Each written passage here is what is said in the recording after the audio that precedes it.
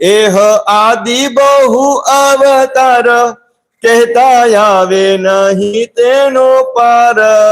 જોયો ઋષભજી કેવા હતા, એની નિર્માણી થઈને બધું કહ્યું. જોને કપિલજી કેવા તૈયાર, બધા રાજાઓને મારવા દોડ્યા તો સમય આપી. વામનજી કેવા નિર્માણ, બળી દ્વારે માગવા આવ્યા અને ભગવાને ખેંચી લેતા શું વાર લાગે કે આ મારું હાલ. બધા દેવતાઓને બે ત્રણ દેવતાને મોકલી જ જાવત ને તોય ખેંચી આવત. ચાલે ભગવાને કીધું આ દઈ દે ભગવાન બધું તોય આવી જાય. ભગવાન અગર હાલે શું, હવે અબજો બલિ રાજા જેવા આવી જાય ને એટલી ભગવાન આગળ સંપત્તિ. ભગવાન પણ કેવા નિર્માની થયા. હે બ્રાહ્મણ થઈને નીચે આવ્યા, 3 ડગ ભૂમિ આપ, કેવા નિર્માણ.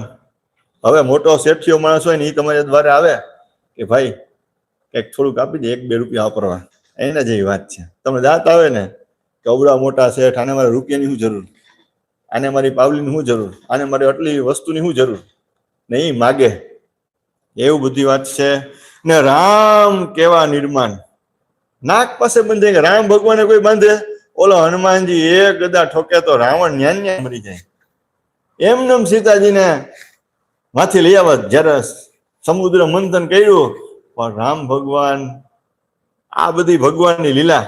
ભગવાન નાક પાસે બંધાઈ ગયા. બોલો, મહાદેવનું માન રાખ્યું ને ભગવાને નાક પાસે. મહાદેવે આપેલું વરદાન કે જો હું નાક પાસે ન બંધાવ તો મહાદેવનું વચન નિષ્ફળ જાય. મારે મહાદેવનું માન રાખવું છે. મહાદેવ મારા ઈષ્ટ દેવતા. રામ ભગવાન એમ કે બંધાઈ ગયા. બોલો,